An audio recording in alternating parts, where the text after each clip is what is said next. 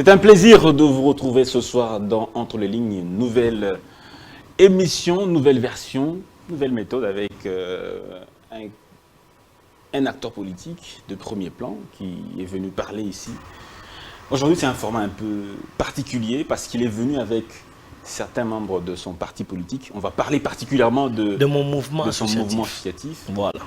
Ce mouvement, nous allons le connaître un peu davantage et en profondeur. Cap pour un Congo positif. Je reçois M. Berki, local, et pour une deuxième fois. C'est un plaisir d'être avec vous une nouvelle fois. Toujours disponible. Merci. C'est plutôt moi qui vous remercie. C'est aussi, en fait, je vous l'avais dit l'autre fois, ça sera toujours pour moi un honneur d'être reçu sur ce beau plateau de Congo Buzz dans l'émission, dans cette belle et grande émission qui est suivie presque de partout. Entre les lignes. Entre les lignes. Merci beaucoup, M. Berki. Avant de parler de votre mouvement associatif, on va parler un peu des questions d'actualité, notamment la question de l'insécurité dans l'Est Bunagana, aujourd'hui, 4 mois après, toujours sous pavillon M23. On va parler des élections, on va parler de cette dissension au sein de l'Union sacrée de la Nation. Vous soutenez l'Union sacrée de la Nation. Commençons d'abord par cette dissension au sein de l'Union sacrée de la Nation. Dites-nous, est-ce que vous êtes en train de vous diviser? Est-ce que c'est une implosion de l'USN? Merci de la question, M. Dan. En fait, je voudrais être explicite par rapport à ma manière de me défendre par rapport à cette question. L'Union sacrée n'est pas en train de se diviser, mais l'Union sacrée est en train de se débarrasser des hypocrites. Parce que, vous voyez, quand on s'engage dans une lutte politique, dans un combat politique, il y a des gens qui vont vous accompagner jusqu'à ce que vous puissiez atteindre une fin noble, mais il y a aussi ces gens qui pensent que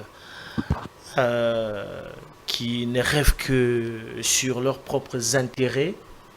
Vous savez, le but de l'Union sacrée était de rassembler tous les acteurs politiques qui veulent voir les changements réels et radicaux liés au développement du pays. Est-ce que vous vivez aujourd'hui ce changement-là? Mais maintenant, il y a certains acteurs politiques qui se sont précipités d'adhérer au sein de l'Union sacrée avec une idée négative derrière leur adhésion, parce que pour eux, c'est leur poche qui compte, c'est leur propre intérêt qui compte. Mais pour le président de la République, l'initiateur de l'Union sacrée, parce qu'on se le dise, l'Union sacrée n'est pas, en fait, sur le plan juridique, n'est pas une plateforme politique. C'était un appel que le président de la République avait fait à tout celui qui veut voir les changements réels du pays. Et on a vu certains acteurs politiques y adhérer, on a vu d'autres acteurs politiques bouder l'Union sacrée. Aujourd'hui, ils sont opposants. Ça ne me fait ni froid ni chaud de voir aujourd'hui certains acteurs qui se sont précipités d'adhérer au sein de l'Union sacrée, mais après, qui commencent à tourner le dos. Donc pour moi, c'est seulement un signe d'hypocrisie. Écoutez, on est en face d'un peuple qui veut voir sa vie développée. On est en face d'une population qui a tant souffert et qui veut voir aujourd'hui sa vie être développée. Justement, l'USN son pays évoluer. A beaucoup de leaders en son sein. Quand vous parlez d'hypocrite, vous faites allusion à qui exactement? Bon, au fait, vous n'allez pas l'ignorer que il y a certains acteurs politiques qui se disent aujourd'hui, qui commencent à critiquer l'Union sacrée, qui se réveillent un bon matin, qui se lancent dans des débats inutiles en critiquant les actions du chef de l'État, tout en oubliant qu'ils font partie de l'Union sacrée. Ils ne se prononcent pas officiellement de quitter Vous parlez de exactement l'Union de sacrée. qui? Le nom, je veux savoir le nom de ces acteurs. Bon, nous avons plusieurs acteurs. J'ai écouté, moi, les débats, les émissions politiques, j'ai l'habitude de les suivre. En tout cas, j'ai toujours l'habitude de consacrer de mon temps pour suivre ces émissions. J'ai vu dernièrement des sorties médiatiques de certains acteurs politiques, entre autres le parti politique. Bon, j'appelle ça parti parce que c'est un parti politique. Les partis Ensemble de Moïse Katumbi, qui a fait de sorties médiatiques au travers des chaînes internationales, mais locales, nationales aussi, en train de critiquer à haute voix les actions du président de la République. Ça m'a fortement inquiété, mais Bon, qu'est-ce qui ça dérange? m'a fait marrer. Qu'est-ce qui dérange? Ça m'a fait marrer, Très bien. Monsieur Dan, ça m'a fait marrer dans le sens où je le répète encore une fois sur votre plateau, qu'il y a certains acteurs politiques, qui ne savent pas que leur communication prouve à suffisance devant la population qu'ils ne sont pas du côté d'elle. Je ne sais pas si je me fais comprendre. J'ai dit, lorsque un acteur politique se réveille un bon matin, il commence à critiquer les actions du président de la République pendant qu'il l'accompagne. Il l'accompagne parce que Moïse Katumbi a ses membres au sein du gouvernement. C'est pas ça la beauté de la démocratie, la diversité d'opinions. C'est pas Non, ça la non. beauté de la démocratie. Non, non. Moïse Quand on Katumbi- sein même de l'Union sacrée, vous ne vous mettez pas d'accord sur certains points. Où est le problème? Le problème, Qu'est-ce qui le dérange problème- réellement en problème- profondeur problème- cette question? Le problème Parce qu'on- est lié, le problème est lié on ne au vous comprend conflit. presque Le pas. problème est lié au conflit des leadership, mais pas seulement au conflit de leadership, mais aussi à ce que moi j'appelle, j'assume mes mots, je suis en train d'appeler ça de l'hypocrisie. J'appelle ça de l'hypocrisie. Moïse Katumbi était exilé politique avec les régimes passés. Et je vais vous dire une chose, peut-être que vous l'ignorez, je ne sais pas, permettez-moi. Dans le dialogue qu'avait organisé la Cinco, est-ce que vous savez que le FCC avait présenté toutes les preuves tangibles des différents dossiers des passeports étrangers de Moïse Katumbi? Je ne le dis pas, je ne crée pas ce que je suis en train de dire, mais je le dis parce que je l'ai suivi d'une bouche autorisée. Une manipulation. Et cette bouche autorisée, non, c'est pas une manipulation. Non, non, c'est pas une Pour le manipulation. discréditer, Félix Tshisekedi parce qu'il prend était le pouvoir. un candidat Non, non. sérieux. Katumbi était parmi les candidats. Qui vous dit que c'était un candidat sérieux? Moi, il m'a dirigé, j'étais... Il n'est pas sérieux, c'est pas Non, non, c'est parmi les candidats qui ne pèsent pas au Congo, Moïse Katumbi. C'est ce que vous voulez... Je n'ai jamais dit ça. Quand vous me dites que c'est un candidat sérieux, moi, les sérieux pour moi, pour un candidat annoncé aux élections présidentielles, c'est son projet de société. Vous voyez, Son c'est projet ça, n'était pas un bon en fait, projet. En fait, il peut être populaire comme il le veut, mais le problème, c'est le projet de société, sa manière de communiquer. Est-ce qu'il communique bien? Est-ce qu'il convainc cette nouvelle génération qui est en train de monter, qui veut à ce que les choses puissent changer dans leur pays? C'est ça que moi je veux. C'est ça. Au fait, pour moi, c'est ça, un candidat sérieux. Alors, Pour parlons- moi, un candidat sérieux, ce n'est pas sa popularité, Très ce bien. n'est pas confondre les sports à la politique. On peut parler bilan? Non. On peut parler du bilan du président Tshisekedi. 4 ans après, vous avez suivi Augustin Kabouya, qui dit que ce bilan, nous allons le partager avec tous les partenaires de l'Union sacrée de la Nation, y compris le FCC avec qui on a géré pendant 2 ans. Est-ce que vous partagez ce point de vue-là? Mais oui, je suis partant. Je Le partage bilan, ce point de vue. le bilan sera partagé entre le FCC et tous les partenaires de l'Union sacrée de la Nation, le 5 ans. Mais bien sûr. Parce que les 2 premières années, le président Félix Tshisekedi a dirigé le pays avec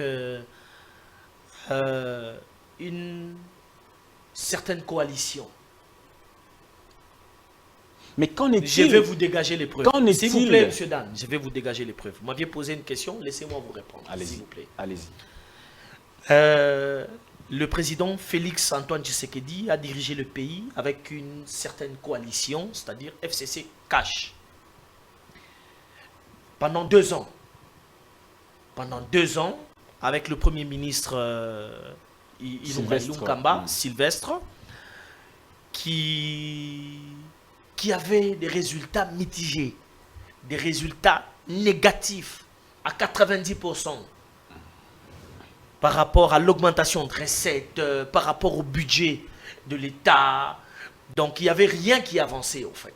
Mais maintenant, après, le président Félix ayant vu ce phénomène-là, il s'est dit, non mais je ne peux au grand jamais m'associer avec un partenaire qui ne songe jamais à la population. Ces partenaires-là ne voient que sa survie politique. Alors, c'est ainsi qu'il s'est retiré. Très bien. Et en se retirant, il a dit à haute voix qu'il voulait créer ce qu'on appelle l'union sacrée. Et il a insisté que l'union sacrée n'aura pas de parti pris. Au sein de l'union sacrée, ça sera une plateforme qui va rassembler tous les citoyens congolais, tous les acteurs politiques qui vont vouloir, ou soit qui veulent voir réellement les changements de ce pays. N'oubliez pas que le président de la République n'a pas trouvé ce pays tel qu'il est là maintenant. Très bien, très bien. Il a trouvé le pays, le président de la République a trouvé ce pays dans le chaos. Très bien. Qu'est-ce que vous... Dans tous les domaines d'ailleurs. Il y avait chaos dans tous les domaines. Voilà.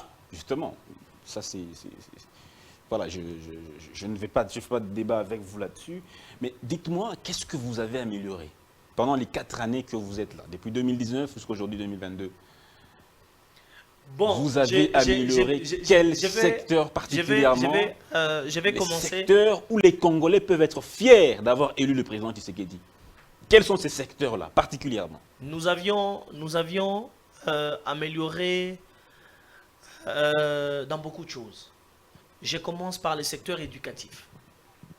La gratuité de l'enseignement. Il y a eu, pour l'année scolaire 2021-2022, il y a eu 4 millions des enfants qui venaient d'être récupérés.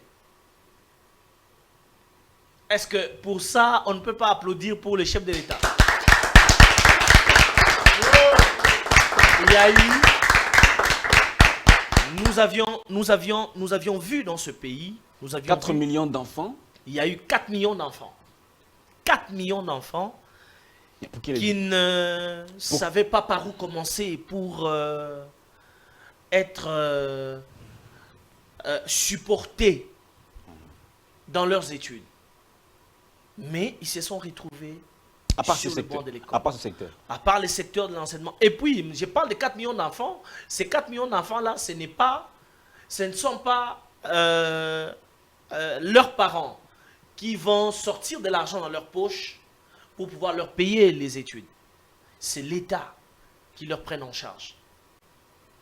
Ok. Est-ce que ce n'est pas un pas, un grand pas d'ailleurs, pour lequel nous devons innover les actions du président de la République, les actions positives. À part ça. À part cette action, Aujourd'hui, nous avons ce qu'on appelle la prise en charge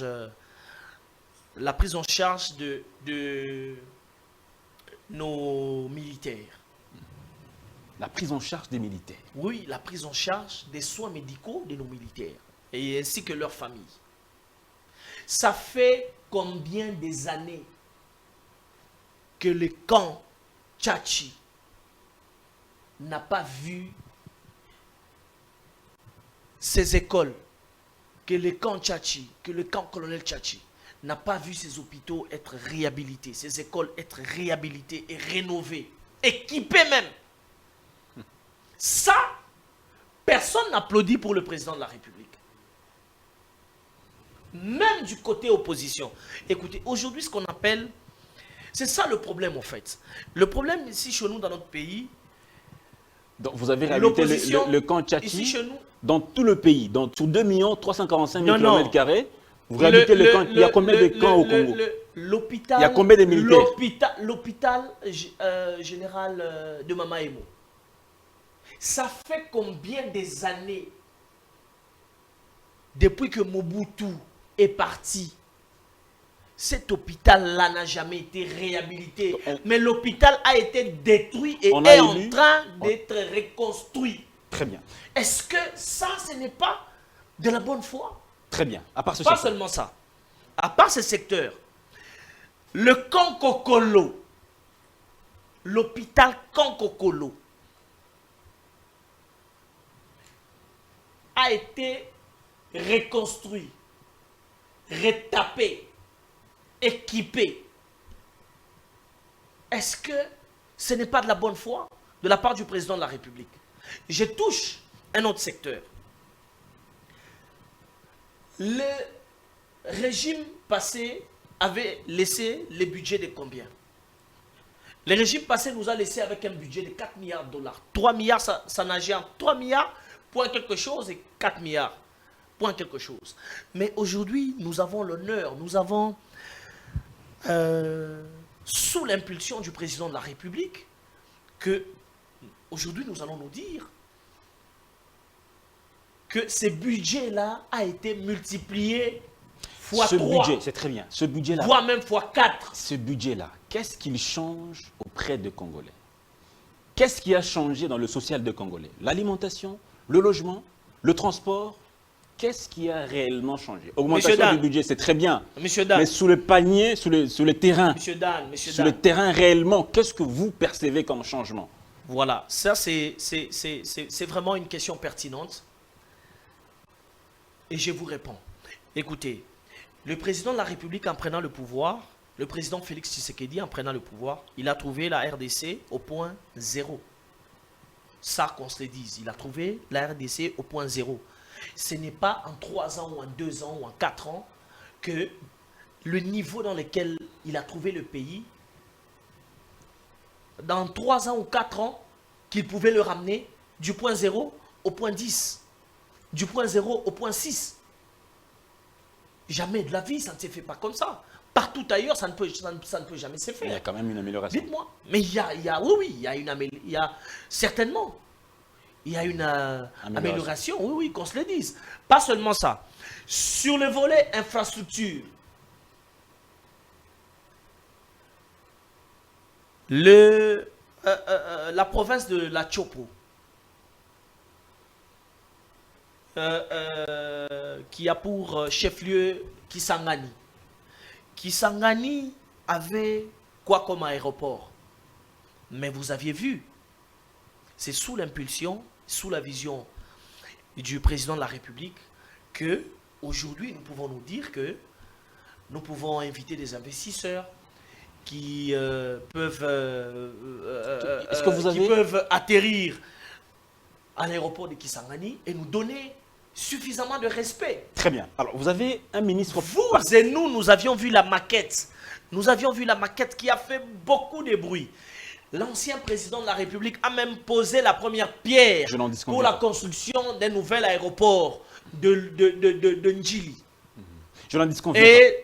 Je n'en disconviens pas. C'est autant d'argent qui était parti. Très bien. Nous n'avons jamais eu de résultats jusqu'à ces jours. Quel est le ministre aujourd'hui qui vous inspire, qui peut vous inspirer parmi tous les ministres que nous avons au sein du gouvernement? Quel est le ministre qui vous inspire, qui peut vous inspirer, vous, particulièrement? Bon, j'ai...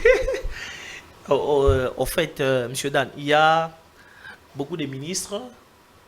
Il y a des ministres plus âgés, moins âgés, et des ministres jeunes. Vous me parlez d'un ministre jeune ou quoi? Spécifiez votre question. Non, je parle de... C'est à vous de faire le choix. Est-ce qu'il y a un ministre qui vous inspire? En tout cas, sans parti pris, la main droite sur le cœur, en tant que jeune acteur politique, le ministre dans le gouvernement, Sam, qui m'inspire, sur qui toute une génération pourrait compter, sans aucune hypocrisie. Pour moi, c'est Guy Luando.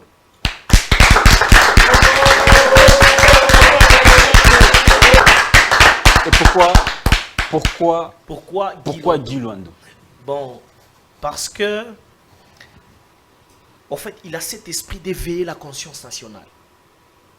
C'est quelqu'un qui travaille dans la vision du chef de l'État, sans aucune hypocrisie. Ça, c'est de 1. Et puis, parce il a quelle réalisation? Qu'est-ce qu'il a réalisé en tant que ministre depuis qu'il est là? D'abord, avant qu'il ne soit ministre. Quels sont les projets? D'abord, avant qu'il ne soit ministre, avant qu'il n'accède sur la scène politique, écoutez, ses œuvres sont grandioses. Je ne sais pas les énumérer ici. Mais par rapport à son ministère, depuis qu'il est au ministère du réaménagement des territoires, le ministre Guy Luando... Aménagement. Voilà. Aménagement des territoires. Voilà. Oui. Au ministère d'aménagement des territoires. Oui. Le ministre Guy Luando est en train de faire ce qu'on appelle la refondation de ces ministères. Ça, c'est de 1. Il est en train... Pour quel résultat? Pour un résultat positif. Il est d'ailleurs, c'est l'un des acteurs de ce projet 145 territoires. De développement des 145 territoires. Donc, je crois que... il y a la province du Tanganyika est aussi parmi les... Il y a beaucoup de territoires dans la province du Tanganyika, parmi les plus grandes provinces en termes de superficie.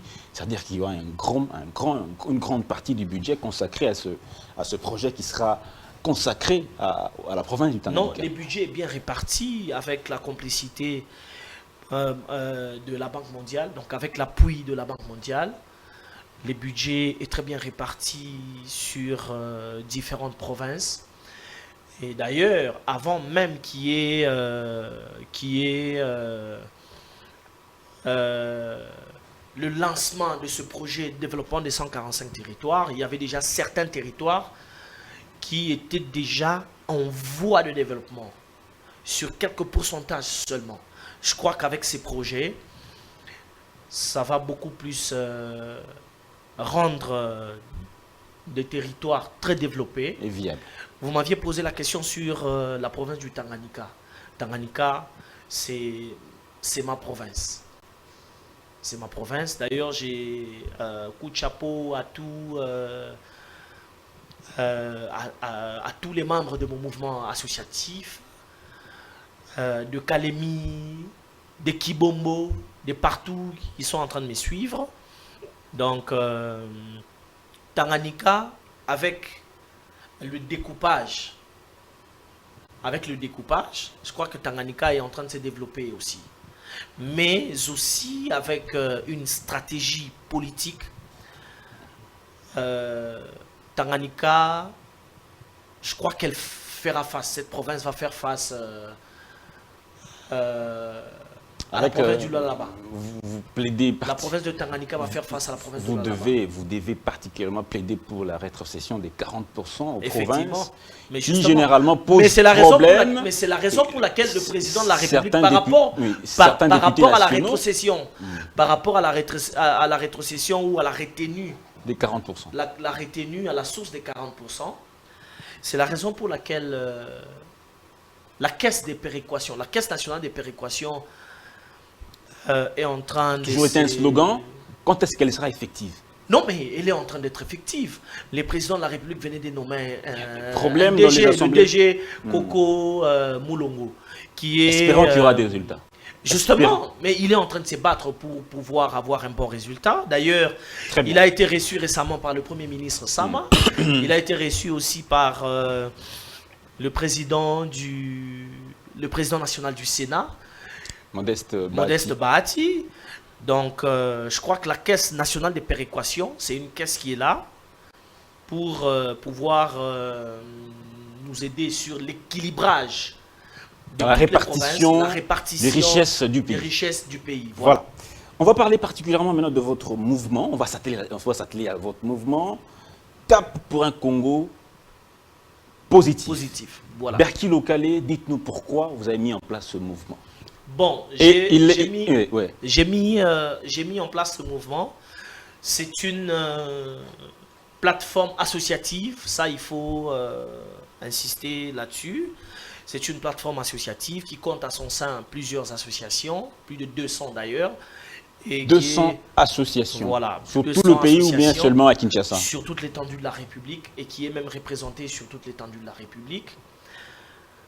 Qui est effective ou c'est pas un mouvement mallette? Qui est effectif. C'est pas un mouvement mallette. Jamais, c'est pas un mouvement mallette. Comment est-ce que ça sera un mouvement mallette? Parce que il y en a plein, il y en a plein. Il y a pas longtemps, il y a au moins il y a 3 ans que j'étais secrétaire général d'une plateforme politique. Donc je ne pourrais pas créer un mouvement associatif. C'est reconnu par, vous avez des documents, vous êtes reconnu par l'État? C'est un mouvement associatif. Ah oui, c'est-à-dire des mouvements. C'est un mouvement associatif. Okay. C'est une plateforme associative qui a son sein des associations agréées qui ne sont pas des associations mallettes, donc des associations bien agréées qui sont là en train de travailler, mais aussi d'accompagner la vision du chef de l'État. Félicitations à vous. Merci beaucoup. Monsieur Dan, cette association a été créée dans le sens de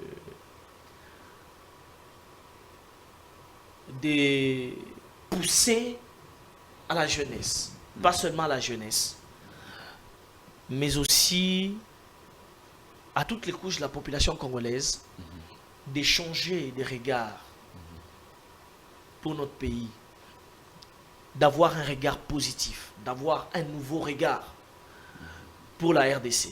Parce que nous avions vu par le passé certains acteurs politiques qui disaient tout haut Congo est bongate, Mboka est bongate. Alors il y a certains jeunes qui se laissaient emporter par de tels langages. Et puis c'était des langages qui sortaient de la bouche de certains acteurs, de nos élites. Et il y a certains jeunes qui se laissaient emporter par ce langage, qui désespéraient de la vie. Mais notre association a été créée pour pouvoir encadrer cette jeunesse. Et à créer, encore une fois, de l'espoir dans la jeunesse. C'est-à-dire qu'il faudra compter avec cette nouvelle génération qui est en train de monter et qui veut à ce que les choses changent. La nouvelle génération qui est en train de monter ne sera pas là seulement en train d'applaudir pour les acteurs politiques. La nouvelle génération ne sera pas là seulement en train d'accompagner les acteurs politiques dans des meetings, dans des conférences, mais cette nouvelle génération qui est en train de monter sera là aussi pour faire de la politique. Pas seulement faire de la politique, mais aussi pour espérer. Pourquoi vous aviez quitté tous les partis politiques que vous aviez œuvré avant pour créer ce mouvement? Bon, en fait, j'ai été président de la Ligue des jeunes dans un parti politique, c'est le Front des indépendants pour la démocratie chrétienne de Madame la gouverneure Fifi Masuka, qui est en train d'abattre un grand travail au niveau de la province du Lualaba. Et après, c'était à jeune âge, bien sûr. Après, j'ai eu à travailler comme secrétaire général et représentant de la plateforme RDC Nouvel Horizon ici au pays, avec comme initiatrice Monique Mukuna, qui était candidate annoncée aux élections présidentielles. Et juste après ça, avec la vision que j'ai fait de la RDC, il était vraiment opportun à ce que j'ai créé un mouvement associatif. mon propre mouvement associatif. D'ailleurs, ce mouvement n'est pas le mien. Ces mouvements leur appartiennent. Ces mouvements leur appartiennent. Le mouvement n'est pas le mien parce que on ne crée pas un parti politique pour soi-même. On ne crée pas un mouvement associatif pour soi-même, mais on crée parce que l'idéologie d'un parti politique est la même. Hein. Conquérir le pouvoir. Vous conquérir le pouvoir. Non. Là, c'est l'objectif. L'objectif. L'objectif, c'est de conquérir le pouvoir. C'est le même objectif. Même l'idéologie. Vous allez aller à l'UDPS, c'est la même idéologie. Vous irez au PPRD, c'est la même idéologie. Vous irez ensemble, c'est la même. C'est la même idéologie. Mais le grand problème, c'est l'homme congolais.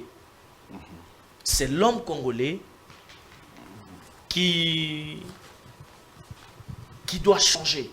Qui doit changer sa manière de voir les choses parce que notre plateforme associative a pour objectif d'éveiller la conscience nationale. Éveiller la conscience nationale. Oui, combattre les antivaleurs.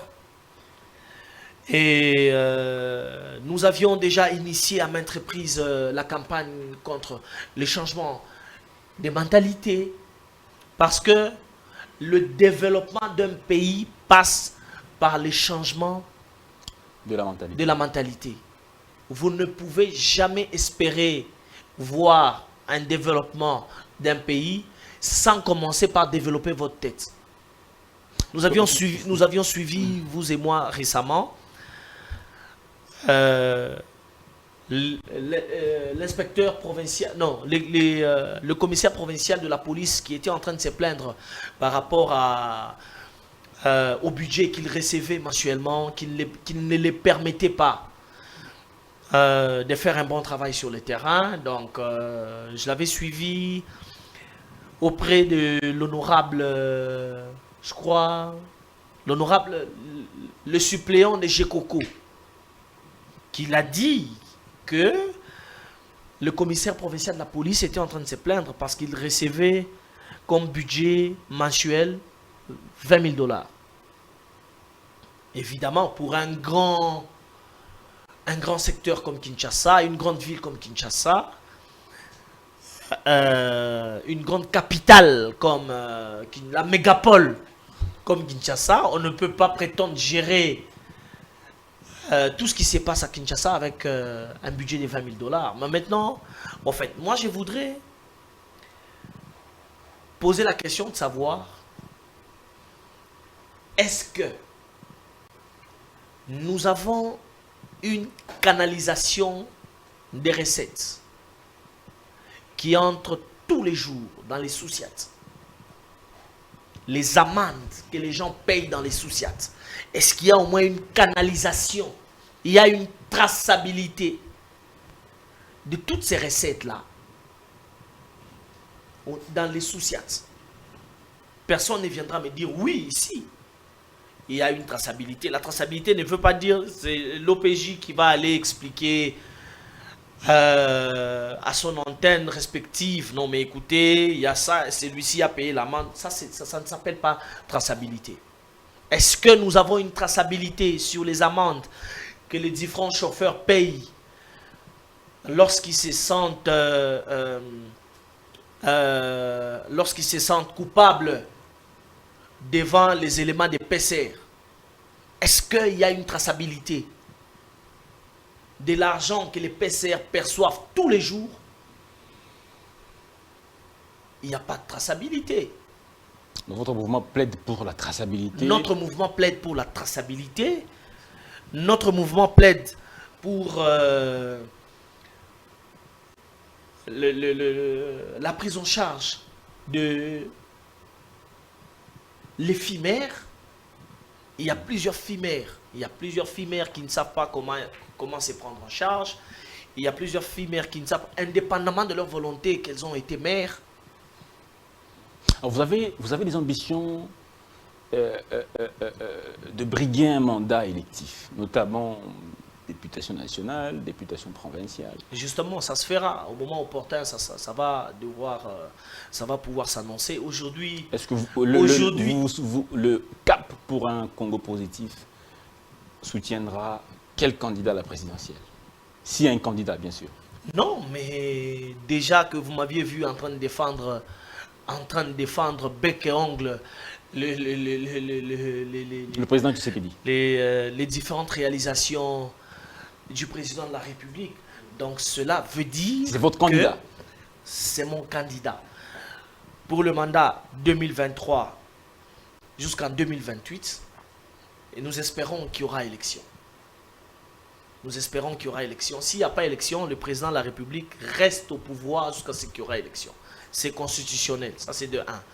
Et de 2, après le mandat électif, donc en 2028, j'assume mes propos, hein. Je les assume et je les dis sans aucune hypocrisie. Au fait, la personne qui m'inspire, qui inspire la nouvelle génération, qui est en train de vouloir voir les choses changer, pour moi, le dauphin du président Félix en 2028, c'est l'honorable Guy Luando.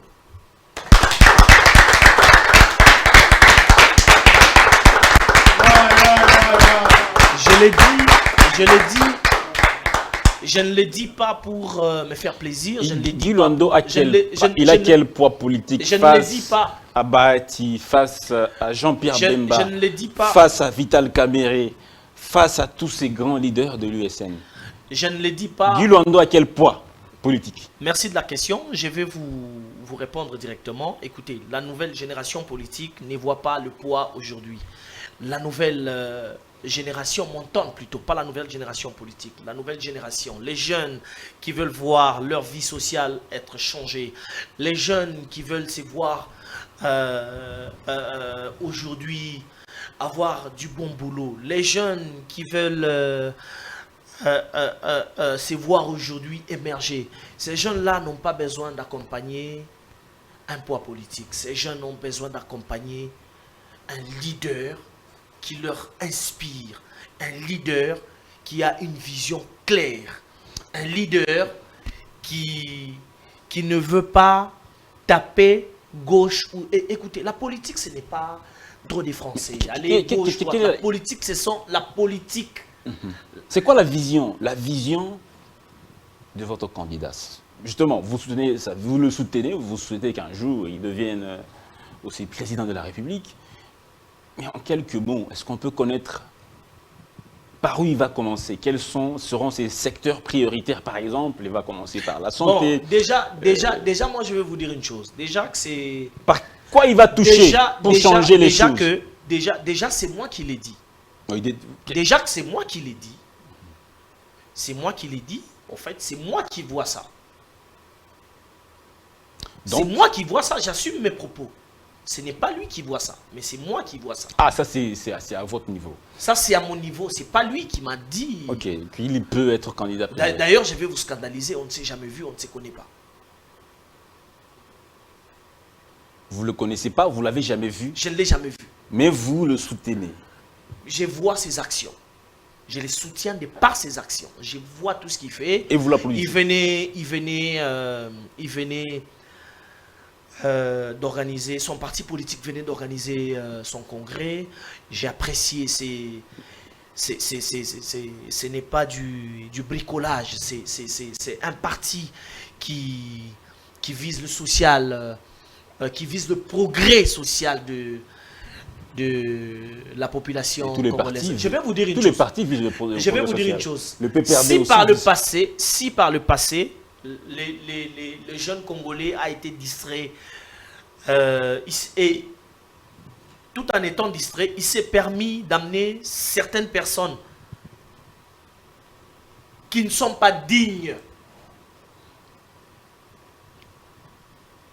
au niveau de l'Assemblée nationale.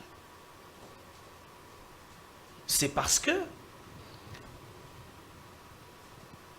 ils n'ont pas eu la chance de bien écouter. Ils n'ont pas eu la chance de recevoir une vision claire. Aujourd'hui, nous avons des députés qui se permettent de dire ou écouter la réalisation des recettes qui est en train d'être faite, qui traite l'IGF d'un voleur intelligent. Si on a des députés de ces genres, c'est parce que notre jeunesse a été déroutée d'une part. Notre jeunesse a été désorientée d'une part. Mais maintenant, nous avons pour objectif de relever ces défis. Nous devons donner de l'espoir à la jeunesse. Nous devons expliquer à la jeunesse. Ce sont les intentions. Les intentions je n'ai pas encore fini, M. Dan. Nous devons expliquer à la jeunesse, écoutez, vous n'êtes pas là pour applaudir pour les leaders politiques. Vous n'êtes pas là pour accompagner les leaders politiques pour qu'ils vous remettent 5 000 francs de transport, tout ça. Mais vous êtes là pour écouter et suivre la bonne voie. Vous êtes là pour lutter afin que vos vies sociales puissent changer. Vous êtes là pour lutter afin que vos enfants, vos petits-enfants puissent bien vivre dans ce pays de Lumumba, dans ce pays de Kimbangu, dans ce pays de Mobutu, dans ce pays de M. Laurent Désiré Kabila. C'est très bien. Si nous avons des députés qui se permettent de faire des comédies sur des plateaux de télévision, des chaînes de radio et de télévision, en train de critiquer les efforts que le président de la République est en train de faire, là, je vous dis sincèrement que ça ne s'appelle pas opposition. Alors, est-ce que vous là, soutenez... ça s'appelle désorientation. Très bien. Est-ce que vous soutenez... Pourquoi je l'ai dit? Pourquoi je l'ai dit? Parce que... Une question. Oui. Est-ce que vous soutenez ces remaniements au sein des entreprises publiques qu'on a connues récemment, à l'OGEFREM, à la SNEL, à la Régie des eaux? Il y a eu des changements, nouvelles administrations, à l'ACP. Est-ce que vous soutenez ce changement-là? On a eu un personnel beaucoup plus jeune qui a pris les commandes.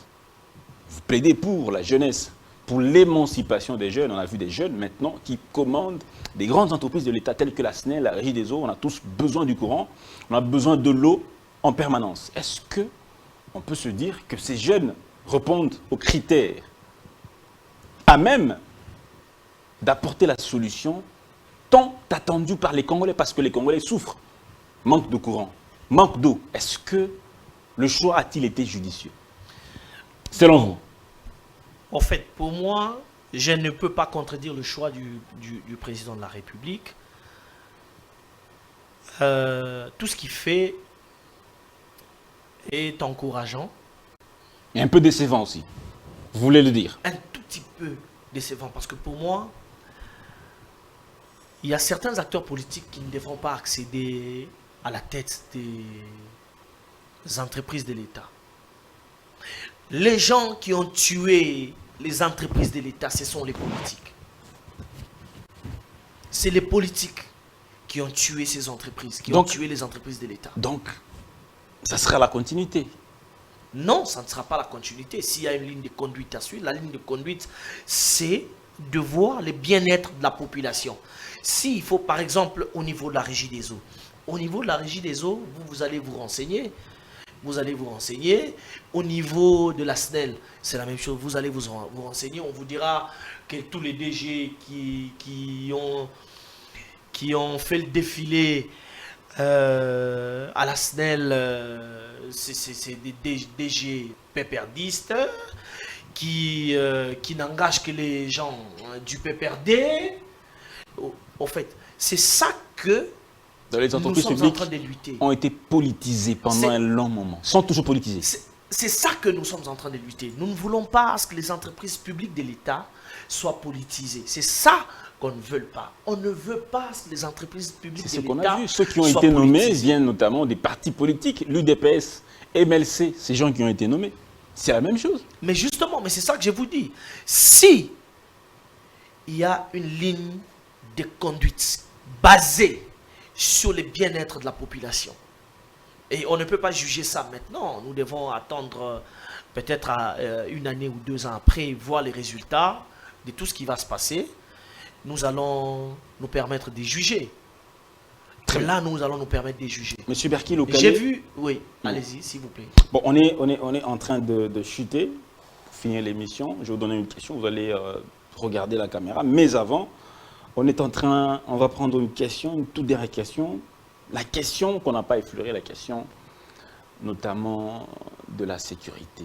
Notre pays est en guerre. Ça fait 4 mois que Bunagana est sous pavillon du M23. Voilà, il reste 2 minutes. Ça fait 4 mois que Bunagana est sous pavillon du M23. Est-ce que pour vous, c'est l'échec du régime actuel? C'est pas l'échec, parce que si ça devrait être l'échec, le président n'allait pas convoquer une table ronde par rapport à ça. Il n'y a pas d'échec. Comment est-ce que nous allons dire qu'il y a l'échec pendant qu'on est Bunagana? C'est le Rwanda qui nous attaque. Mais pourquoi vous n'arrivez pas à déloger ces rebelles pendant 4 mois? C'est le Rwanda, c'est notre pays voisin qui nous attaque. Pourquoi on Ce ne sont n'attaque pas pas le les Rwanda? rebelles qui nous attaquent. C'est Pourquoi le on Rwanda n'attaque qui pas? nous attaque sous casquette du M23. Pourquoi on n'attaque pas ces gens-là? On ne peut pas attaquer le Rwanda maintenant. Il y a une stratégie qui est mise en place. Mais eux attaquent. Il y a une stratégie qui est mise en place.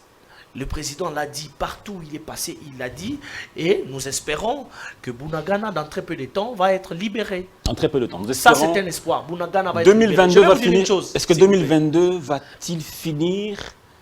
Nous allons Avant- fêter les festivités de fin d'année avec Bunagana de notre côté. Sûr et certain. Voilà, sûr et certain. Je vais garder. Je vais vous rappeler le 1er janvier 2023. Si Dieu nous prête vie. Mais le président est en train de refonder l'armée. Je vais vous rappeler. Je vais vous appeler au téléphone. Le président est en train de refonder l'armée. D'accord. Il est S'il y en a train pas- de réformer et refonder l'armée. Très bien. Donc nous pouvons espérer, Espérons nous pouvons qu'il y croire aura à notre changement. armée. Espérons. Mais je voudrais ajouter une chose. J'ai suivi un député. C'est grave si ça sortait de la bouche d'un député qui s'est permis de dire que les réalisations qui sont en train d'être faites par les régies financières, toutes ces prouesses 45 secondes. Voilà, toutes ces prouesses devront revenir à Joseph Kabila, parce que c'est le code minier qui provoque toutes ces réalisations. Moi, je vous dis que ces députés-là, en tout cas, j'assume mes mots, il est en train de désorienter sa base. Et je regrette pourquoi est-ce que sa base s'est permis de faire de lui un député. Parce que le secteur minier contribue à la hauteur de 15% seulement au Très budget de l'État. Très bien. Regardez. 15% seulement au budget de l'État. Ni Tété Alingueté, Très bien. je vous jure qu'on n'allait jamais atteindre toutes ces réalisations du point de vue recette. Merci beaucoup, monsieur Berki Lokale. Et on va mettre fin à l'émission. Mais avant, une dernière question pour nous quitter en beauté et en bonté. Poursuivre la semaine. La caméra est devant vous. Je vous demande de la fixer. Les Congolais qui vous observent de partout dans le monde, en Europe, en Asie, en Amérique, en Afrique et dans les provinces. Comment voyez-vous 2023? Voilà la question. Merci de la question, monsieur Dan. 2023, pour moi, c'est une année électorale.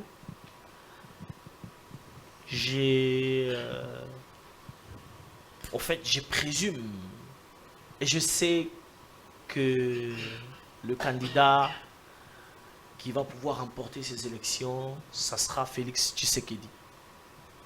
Je ne vois aucun candidat qui peut battre Félix Tshisekedi aux élections de 2023. Je l'ai dit et je m'assume.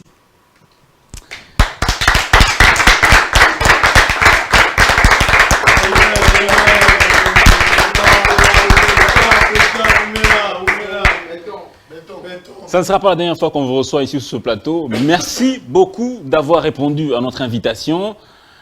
Mesdames et messieurs, cette émission est terminée. On se retrouve prochainement avec le même plaisir. Portez-vous bien.